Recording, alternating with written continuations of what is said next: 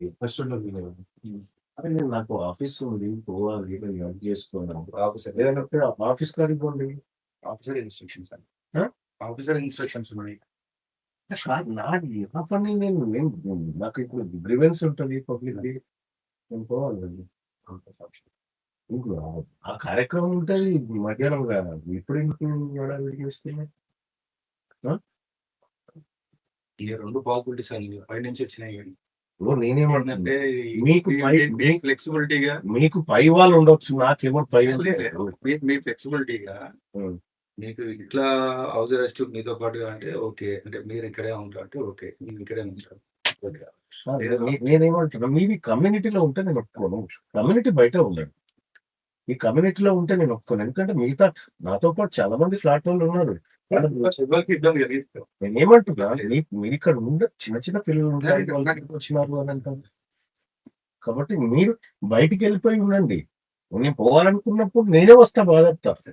నేను మీ ఆదేశాల మేరకు ఉండడం పోవడం కాదు, నేను పోవాలనుకుంటే నేనే వస్తా. నేను పబ్లిక్ ను కలిసేది ఉంటది, మీరు ఎట్లా చెప్తారు? అది వీళ్ళకి సిచ్యువేషన్ బాగాలేదు కదా, మిమ్మల్ని సిచ్యువేషన్ బాగాలేదు, చూసి కూడా ప్రొవోక్ అవుతారు కదా. నేను ఎమోషన్ అవుతారు. ప్రివిలేజ్ చేసే మనిషిని కాదు మేము.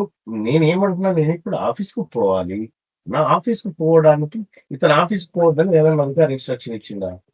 ప్రివెంటివ్ కస్టడీ అయినా ఏమైనా జరుగుతుంది అన్నది ఆల్రెడీ నిన్న చూశారు మీరు అక్కడ గాంధీ దగ్గర కూడా. ఇప్పుడు నిన్నటి ఎమోషన్ ఇవాళ ఉన్నది సిఏ గారు, నిన్నటి ఎమోషన్ ఇవాళ ఉండదు.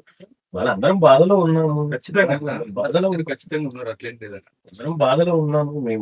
నేను లా అండ్ ఆర్డర్ కి ఇబ్బంది కల్పించేంత దుర్మార్గమైన రాజకీయ నాయకుని కాదు. నేను బాగా చెప్తా.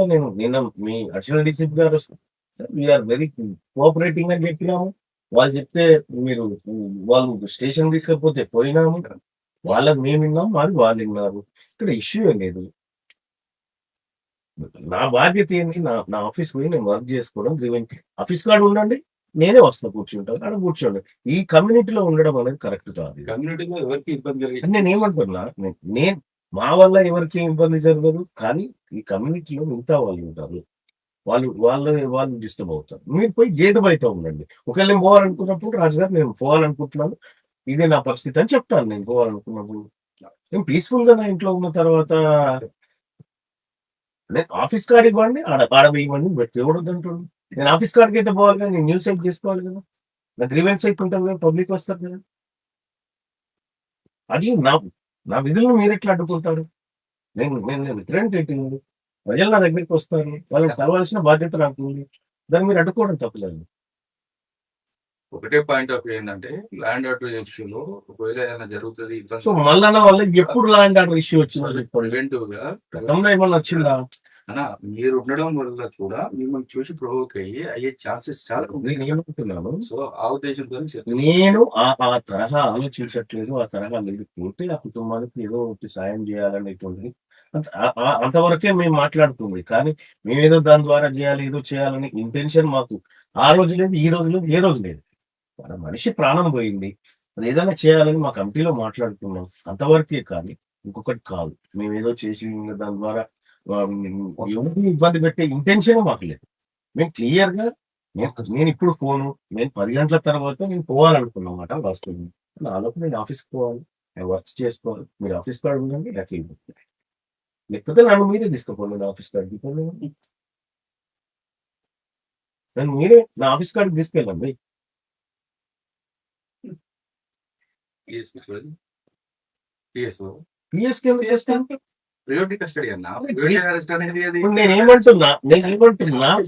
నేనేమంటున్నా, నేను నా ఆఫీస్ కాడికి పోవాలా? ఆఫీస్ కాడికి పోయినాక నువ్వు ఏడికి పోదామంటే అడిగి పోదాం, కానీ నా వర్క్ అయితే చేసుకోవాలి కదా.